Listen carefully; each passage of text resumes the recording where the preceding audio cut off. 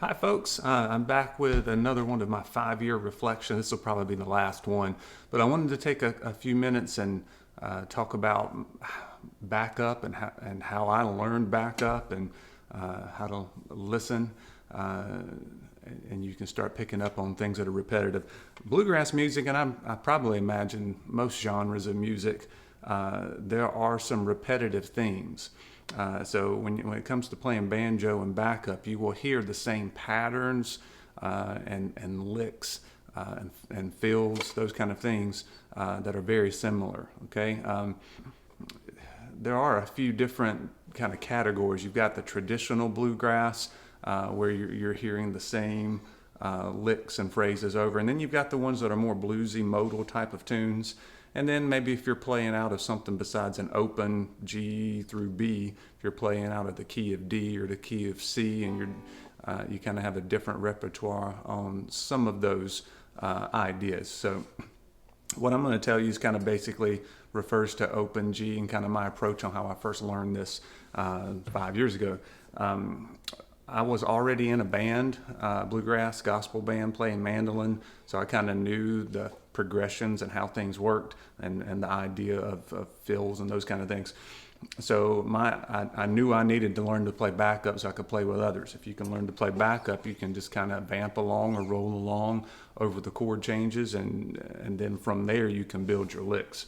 Some of the things that I learned and what I used, the thing that I had the most success with, and I use lots of other things that I'll talk about, but it was the power picking series from AccuTab. Okay, this one is Bill Evans. It's volume 1, and that's the up the neck stuff. Okay, so you're going to learn all the basic things about vamping and chord positions, changing in the mood licks,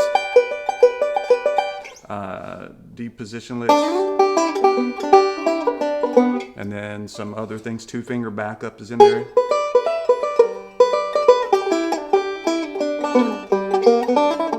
Six white horses lick, jump lick. Okay, lots of good stuff there, and how to fit them over a basic chord progression. Okay, the other one, volume 2, has John Lawless in it, and it's down the neck, the rolling backup over chord changes.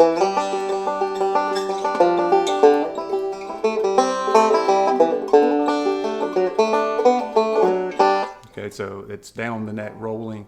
If you can learn everything that's in those 2 DVDs, which I probably still haven't learned all of it, but it will give you the basics to play backup on a traditional bluegrass tune.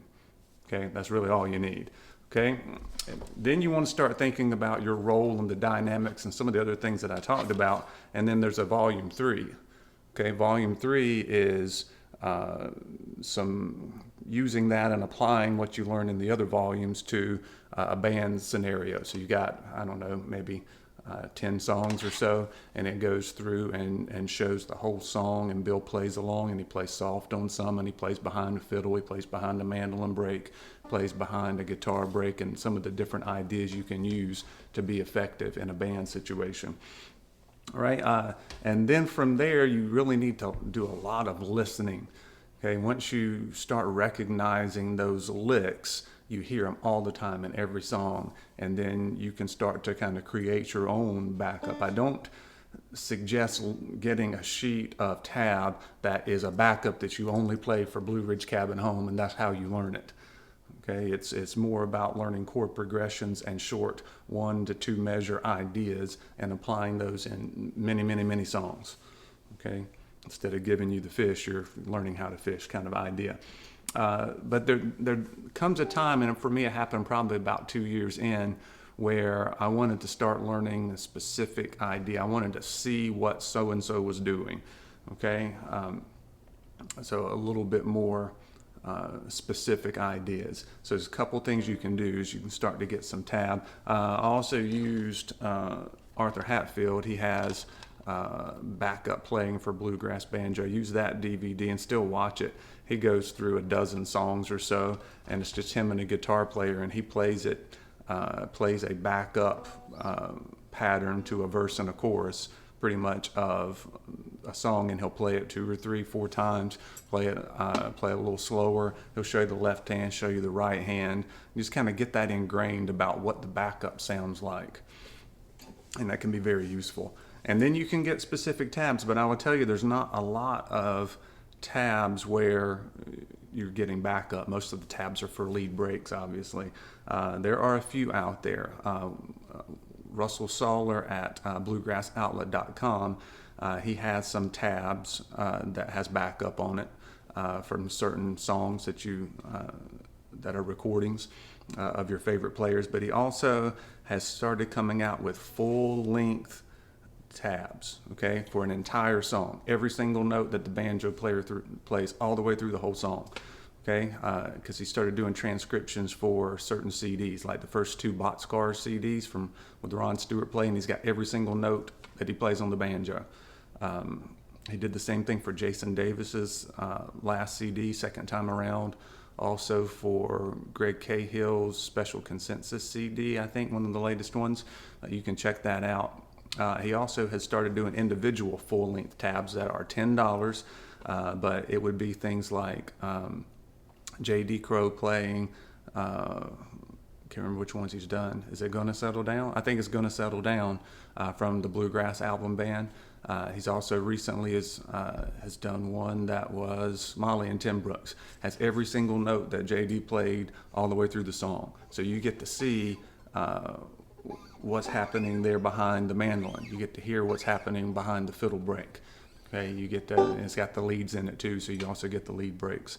So very useful, putting all that stuff together and using your ears and then using your eyes too for some of these DVDs. But there's also lots of other things that I've used. And I kind of eat, sleep, and drink banjo, so everything I do is banjo related.